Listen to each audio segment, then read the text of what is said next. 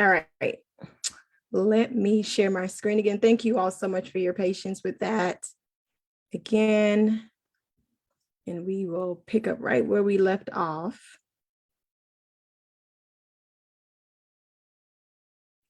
Can you see my screen?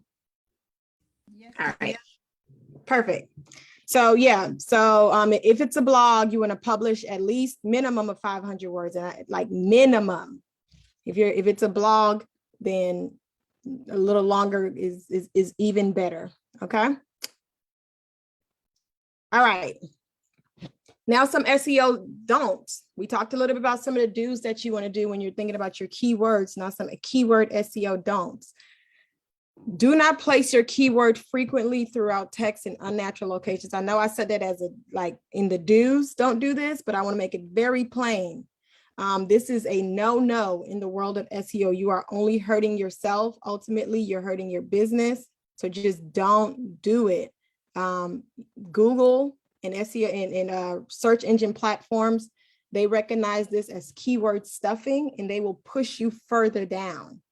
So again, I stress a lot. We know this is a lot of work, and you have to think about it. This is why a lot of people do hire someone to manage their SEO. But again, I'll stress you can do it yourself if your budget don't allow you to bring in an expert to manage that, because a lot of it is just a time commitment. But it will recognize that as keyword stuffing, and you don't want that to happen. Do not optimize a post for a misspelled word just because people search for it that way. Okay. So sometimes you'll notice, when you search something, if you accidentally misspelled it, Google will kind of have it in red right under there. Did you mean? And I'm showing results for this instead. Google don't recognize misspelled words. Okay. Google don't award it. It does not reward misspelled words. You're not doing your business any favor trying to be cool, trying to be hip when you do stuff like that. Google just does not recognize it. So don't do it. Don't make any of your backlinks have it. Just don't do it. It's I don't know why you'd want to, but it happens all the time. We talked about this a little bit during week 1 about making sure your URLs are spelled correctly, because so many times people didn't realize they put in that extra I and never go back and fix it. Don't do that, okay? Because it does not help you. Do not pay for backlinks. Okay, backlinks. During this series, we have not talked a lot about backlinks and all the other type of links when it comes to SEO. But backlinks are really when you're paying. It's not, you don't always have to pay, but backlinks is when someone clicks on something that leads them to your content. So, someone can come to my website, but I'm telling them about, podcasting and various podcasting. So I may have a link that leads them to your site, Lorena. You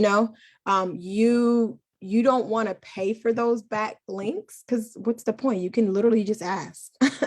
You can literally just ask me to do that. I'm just going to say yes or no. On a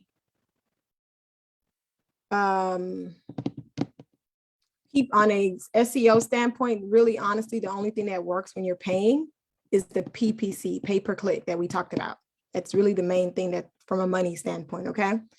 Do not extend, again, this is mainly for social media, blogs, that type of SEO. Do not extend a post for word count purposes. Okay. You don't want to just make something fluffy just because.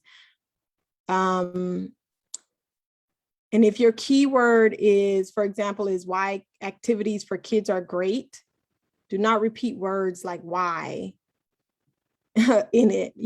That's not what I mean when I'm saying the how and all of that. That's why I say put it in your title. Google it's very important to Google that you are bringing value to what the user is searching for, because that's what makes Google important. We trust Google as a source, so Google is making sure they as a source are providing the best access or the best information that they can find. And if the information is constantly leading us to stuff that's not quality or valuable to us, that brings Google down. So Google takes their SEO very seriously, and as you should with your business, okay? So let's talk a little bit about, some of you probably already have websites, already have content. A lot of the stuff we've been talking about focuses a lot on new stuff that you're producing. But let's talk a little bit about improving your SEO, improving stuff on that's already existing on your site or wherever else you may have it. Don't be afraid to go back and optimize your existing content, your existing posts, your existing pages on your website. To include your keywords that Google may not have already attributed to them. And if Google have attributed to them, but you've learned something today, or you thought of something that may improve that, don't be afraid to go back and do it. But the goal is not to take away from or replace your existing content. Because again, if you did everything we talked about during week 1, you now know whether or not Google recognizes you even on the internet. Like if Google don't even recognize you on the internet, then you can probably think of yourself as a new business on the internet, okay? And you need to do all that stuff we talked about during week 1. And if you weren't with us during week 1 and you're here today, you will get all of these presentations.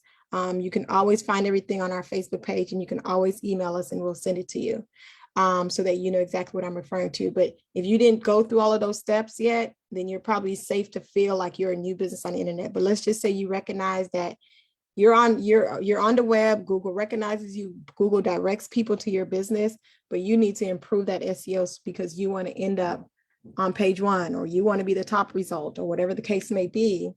So you don't want to completely erase what you have in that case. You just want to improve it. You want to enhance the content.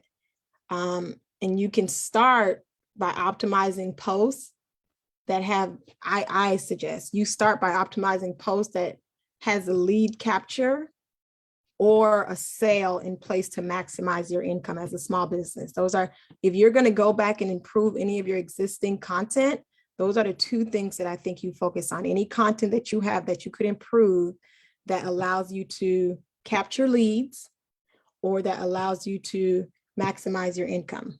Those are the type of content that you want to quickly optimize. So when optimizing an existing post, it's important to know what not to do. Okay, so that's what you see on the screen. Do not change URLs without setting up redirects. We mentioned this briefly. If it wasn't last week, it was the week before, about people have dead links on their websites and things of that nature. This is tied to that. So if you can help it and you have an existing website, do not change the URL to a page or to a blog or to don't change the URL itself if you change the content. If you do change the URL, or if your website, the way your website is built, it automatically changes the URL because you changed, if the change was to the title, for example, and if you change the title, so it changed your URL link, you want to make sure the old URL redirects to this new link, and you do all this from the back of your website, okay?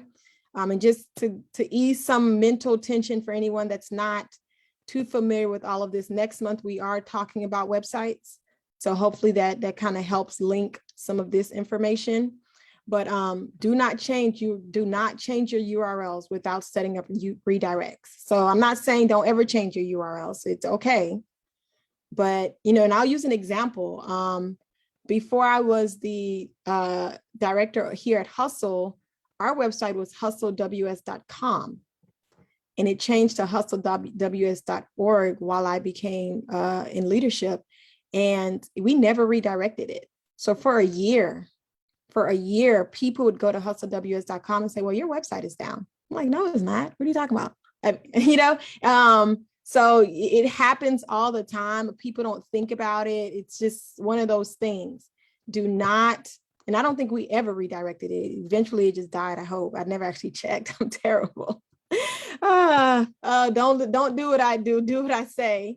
But yeah, do not change it without setting up redirects. Do not remove important keywords or big chunks of text from a blog or from a page on your site that is already ranking high in search results. Okay? Do not do that. If it's already, if you can make changes to the content, but don't make major changes. If it's already ranking high, you don't want to negatively impact it by making major changes. And do not make changes over and over and over again to the same content. You optimize it, make whatever things you think is necessary, and you move on. If you do these things that you see that's here on this screen, if you do any of these things, what will happen is the post, the page, whatever will likely be knocked down in Google rankings. Is it possible that it will resurface? Yes, but you don't know what that time frame is before Google figures out that you made the improvements, okay? Because it's possible that Google would figure out you made improvements and you have new keywords and you're ranking differently and you could eventually move up. But if you're already ranking high, just be smart about the improvements you make to existing content, okay? All right, so reasons to change or replace existing keywords. Because some of you may be thinking, well, why? Why would I change it if I think these are my existing keywords? Well, first, if you do the work that we talked about in the beginning of today's session to make sure you're using the right keywords. You did your keyword research. You realize in the topics that I'm looking at, these keywords are what I should be using, and they're nowhere on my site, or it's nowhere in my blog or whatever, right? So obviously, I think at that point you recognize you need to do some optimization. But some reasons to change it is, one, they are not bringing in your target audience. So let's just say you are ranking and people will click on your site, but then they realize this isn't what I was looking for. This isn't what I want. And they come to you, they might call you and you're like, no, I don't do that. I don't offer that service. I don't sell that product. You're wasting your time. You're wasting their time. Okay. So that means something in your keywords is misleading about what you provide. So if they're not bringing in your target audience, you may want to look at your keywords again. You're not ranking on Google at all. That means you need to do some changes to your keywords. I was going to say more than likely, but it's pretty much absolutely. If you're not ranking, something's wrong. Now, not to say you always have to rank on the first page immediately, because that does take time. Again, that crawling that I talked about during the first week, Google has to crawl your site. And, I talked to you about making sure people are visiting your site and that you are visiting your site, because Google clocks all of that. Google understands, oh, people are going to the site. What are they going to the site for? So that crawling happens, it's organic most times. If you're not ranking at all, then something's probably happening there with your keywords. There's little to no search volume for your keywords on Google for your content on Google. Meaning when you put in that stuff in Google and there's nothing, Google didn't auto-populate something that people are searching for, or you finish the phrase and is, very rarely do this happen to me, but I do see it sometimes where there's little to no content for Google to provide me in something that I search for. If that's happening with some of your phrases when you put it in there, that means you need to rethink that phrase. You need to rethink the keywords you're using, okay? And if they're not bringing any traffic to your website, and that's what you're going to have to check on the back end of your blog, the back end of your website. We talked about your Google Analytics. That's where your Google Analytics become important to you. We talked about that during week 1. If they're not bringing in that traffic, you need to look at your existing keywords. Okay. And if you're not sure which of your pages or which of your blogs or which of whatever, if you're not sure if they're already ranking well on Google, log into your Google Analytics and find your page search results. That's the simplest way to do it. And if you do have Google Analytics, I believe they send you, depending on how you have your settings set up, they send you regular updates. But if you need to know immediately, You just log into your Google Analytics and look at it and see if you're ranking or if you're not ranking. When you publish or update a page or a blog, whatever, especially if the URL has changed to it, submit that to Google. It's quick and easy, and it helps your post rank faster. It helps your page rank faster. I linked right here. I linked on the page. It's underlined how you can submit your new URL or your change to Google so that it helps crawl it faster. It clocks it faster. So do it if you make those updates. Take the 5 minutes to update Google and submit the change. I will say this Google submission link, when you see it, if you are a new website or if you published a new blog or anything like that, it's the most effective in those cases. I want to be clear about that. But if you make changes, you still want to go ahead and submit it because it helps you rank faster, even though you already had existing content. If you choose to do any Google submissions, don't make it a habit to do it like every day or whatever like that. I would say maximum, and I don't know how often you would plan to do this, but if you do your SEO work every week, don't do this more than 2 or 3 times a week. If you do your SEO work once a month, then, you know, maybe you can submit 10 at one time for the month or something like that. You know, just don't make it a habit to do it. It's not like social media where you want to constantly be submitting something on social media. Don't do that with the Google submission. Okay, just wanted to make sure you are aware of this. Where are we? We're almost done, guys. These are just some quick definitions that I wanted you to be familiar with. Once you go into things like your Google Analytics and you're looking at your keywords, you may see some of these things. These are things that matter to you. So I think I've used some of them throughout this series, but just so you have access to it and know what they mean. Obviously, what clicks are, that's basically how many times someone clicks on your website or on your particular link. And then, you know, you have your click-through rate. That's what CTR is, your click-through rate.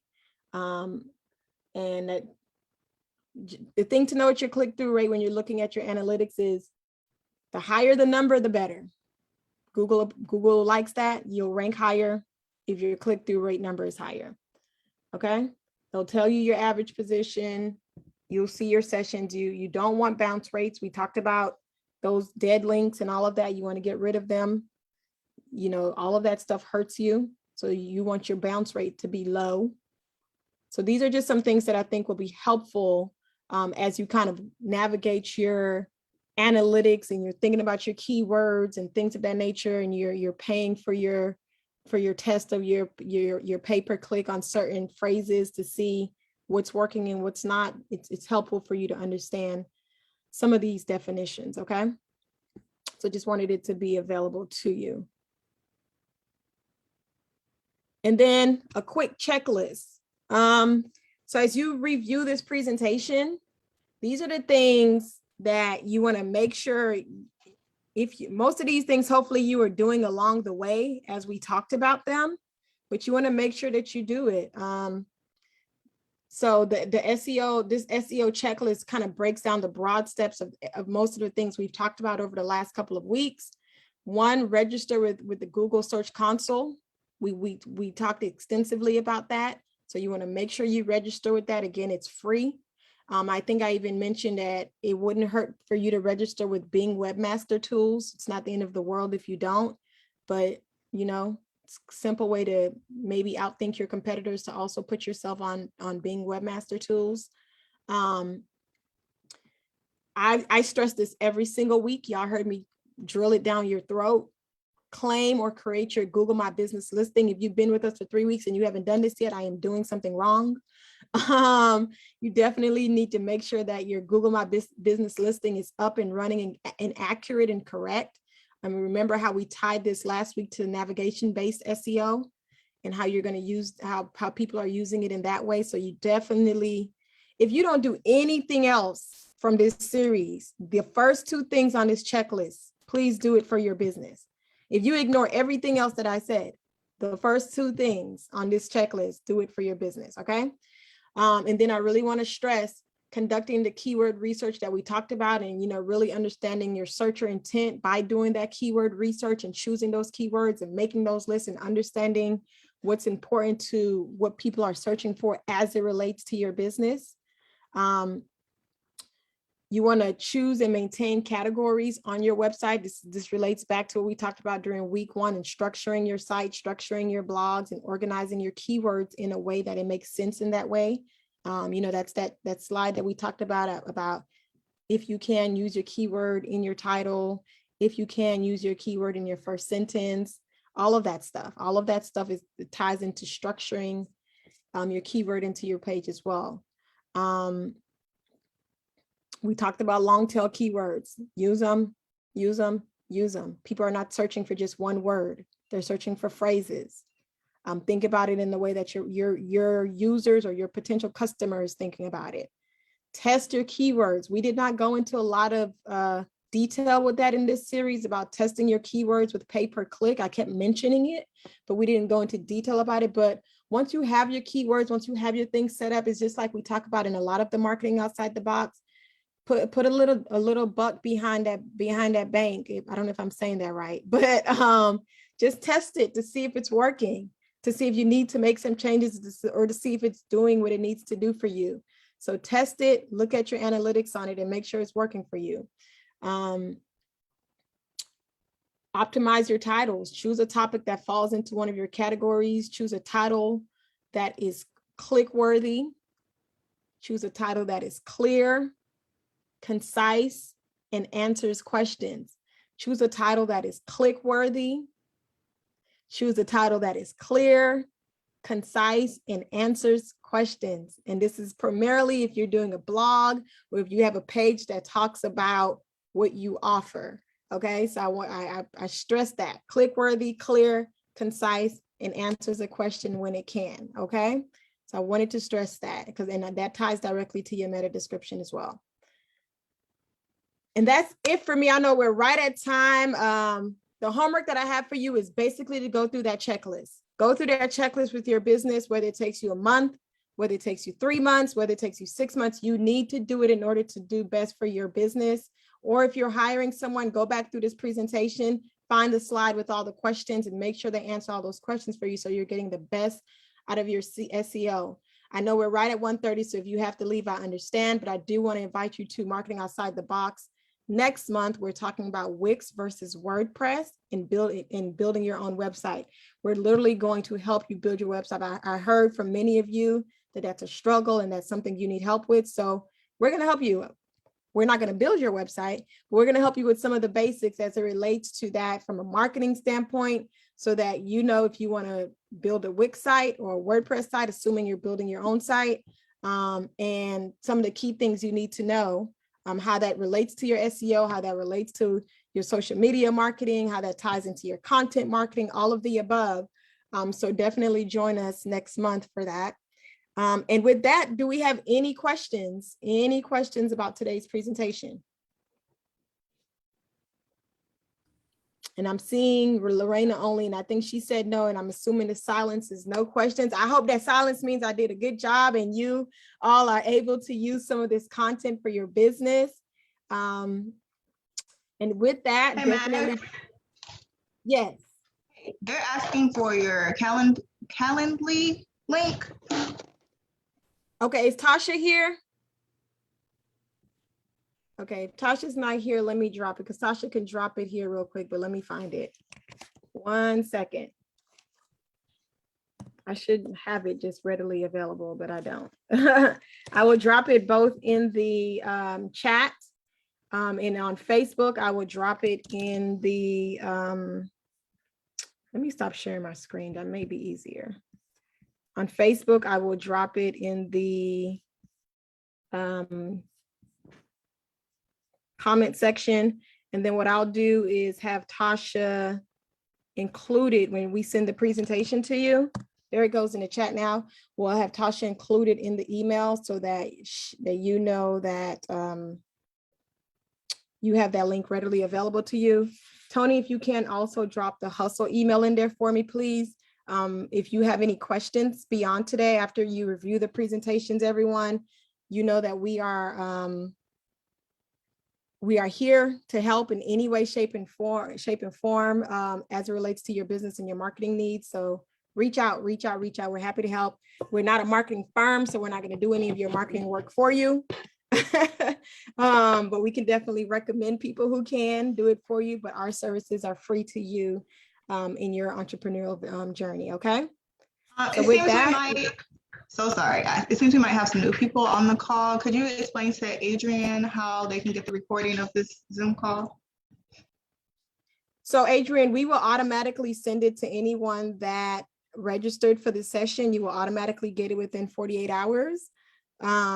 If for any reason you don't, the email that Tony put in the chat, which I think she might have already put in the chat, but that email, you can always email us there and we'll send it. Just ask for it. And as I share with people all the time, Adrian and whoever else may be new on the call today, if you go to the Hustle Winston-Salem's page on Facebook, if you go to our events or our events page and go to any of our past marketing outside the box topics, if you see any of those topics that you want the presentation from, the actual physical presentation, we will send it to you. Just send us an email. All of our videos are available from mid-March of last year to date on our Facebook page. But if you want us to send it to you, if you don't have Facebook, if you're having trouble viewing it on Facebook, you can email us and we'll send it as well. But you do have access to it immediately on our Facebook Lives, on our Facebook page. And we categorized it in a way that we think is user-friendly, where you can literally go into 2020 marketing outside the box and see all the topics from 2020, and go into 2021 marketing outside the box and see all the videos from 2021. So either way, you'll have access to them. This might be a silly question, but for example, if I have a Facebook page for my podcast, it's actually a group page where I put some information. Do I need a paid Zoom account to be able to do what you just did to stream this Zoom call into Facebook? No, if your Zoom account is not paid, you're going to have the same issue that we seem to be having today, even though we have a paid Zoom account. It will cut off after 40 minutes. But you can stream. You know what? Don't quote me on that. I don't know. I think I've only dealt with it for the paid account. But technically, I don't know, because right now Zoom is acting like our account isn't paid and we're streaming right now. So you may be able to at no cost.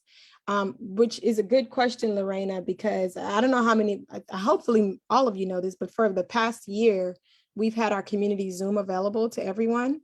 Mm-hmm. And it's actually available. We're ending it in 1 week because we thought the pandemic was slowing down. So we had September 1st as our day, but you always have our community Zoom, at least for the next week. To use to stream and do stuff like that, whatever you want. We won't stop. You don't have any limitations in that way. However, as we're looking at the Delta variant, if you receive our newsletter, you would have seen it in our newsletter today. As we're watching the Delta variant, that may end up coming right back up, because it seems that everybody's going back to virtual. So yeah, you'll have it. Yeah, see, I need to call the IT. This is happening again. But yep. So yeah. Okay. So yeah, but you should be able to do it. Yeah. Yeah. Because you also, with a free account, isn't that you can only have like 3 people? The 40 minutes. Is it only 3 people? I don't know. I don't remember. I think it's 100 people. I thought it was 100. For free? No, I think for free, I think it is only like 2-3 people. Yeah. Oh wow! No, I for didn't free realize. it's 100. I have my account. It's 100 for 40 minutes. Oh yeah, and 3 people is the maximum you can have if you go over 40 minutes. As 40 long minutes. as Yeah. If you go over 40 minutes, correct. If you go over 40 minutes, you can only have 3 people on the call at the max. Okay, yeah, I remember. Okay. Yeah. Okay, wonderful. Thank you again. right. Appreciate it. No problem at all. I'm gonna save You your all have a family. great rest of your week. You too. Bye-bye. Thank you. All right, invite to our family on Facebook. Hey, Monica, I just saw your message. Thank you. You're welcome.